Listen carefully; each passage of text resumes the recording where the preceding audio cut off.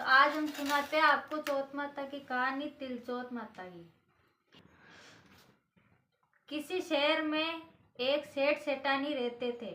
उनके कोई भी संतान नहीं थी, इससे दोनों जने दुखी रहते थे। एक बार सेठानी ने पड़ोसियों की स्त्रियों को तिल चौथ का व्रत करते हुए देखा तो पूछा कि किस व्रत को कर रही हो, इसके कहने से क्या लाभ होता है।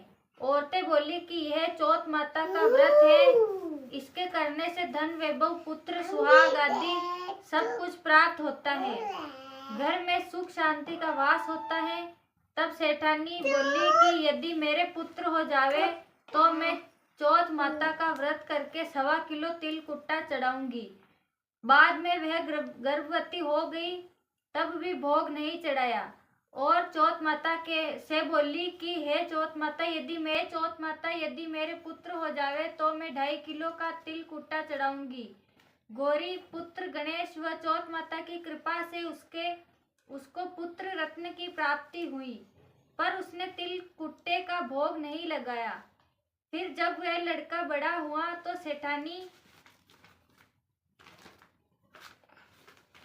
सेठानी बोली कि इस लड़के का विवाह तय हो जाए तो 5.25 किलो का तिल कुट्टा चढ़ाऊंगी।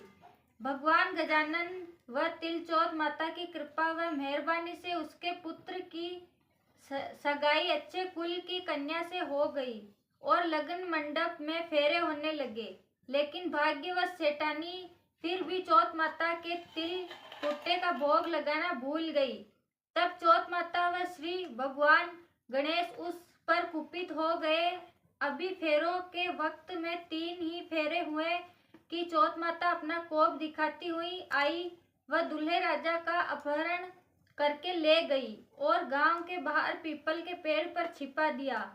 सब लोग अचंभे में रह गए कि एकाएक दूल्हा कहाँ चला गया। कुछ दिनों के बाद वह लड़की गणगौर पूजने जाते हुए उस पेड़ के पास से निकली तो पेड़ पर से दूल्हा बना हुआ लड़का बोला, आओ आओ मेरी अधब्याही नार आओ। तो वह भागी हुई अपने घर गई और अपने माता को सब घटना कह सुनाई। यह समाचार सुनते ही सभी परिवारजन वहां पहुंचे और देखा कि यह तो वही जमाई राजा है जिसने हमारी बिटिया के अधफेरे खाए थे और उसी स्वरूप में पीपल पर बैठे हैं। तो सभी ने पूछा कि आप इतने दिनों से यहाँ क्यों बैठे हो, इसका क्या कारण है। तब जमाई राजा बोले, मैं तो यहाँ चौथ माता के गिरवी बैठा हूँ। मेरी माता श्री से जाकर कहो कि वह मेरे जन्म से लेकर अभी तक के बोले हुए सारे तिलकुट्टे का भोग लगाकर और चौथ माता से प्रार्थना करके क्षमा याचना करे, जिससे माता की कृपा से मुझे छुटकारा मिले। तब लड़के की सास ने अपनी समधन को जाकर सारा हाल सुनाया। तब तो दोनों समधनों ने 1.25 मन का तिलकुट्टा श्री संकट सुवन सहित गणपति भगवान व चौथ माता जी को विधि विधान पूजन करके भोग अर्पण करके क्षमा याचना की तो चौथ माता ने प्रसन्न होकर हर्षित हुई और बिजली की तरह दूल्हे राजा को वहां से उठाकर फिर वहीं फेरों के स्थान पर लाकर बैठा दिया जहां वर वधू के 7 फेरे पूरे हुए और वर वधू सकुशल अपने घर के लिए विदा हुए। चौथ माता की कृपा से दोनों परिवारों में सभी तरह से अमन चैन व खुशहाली हुई।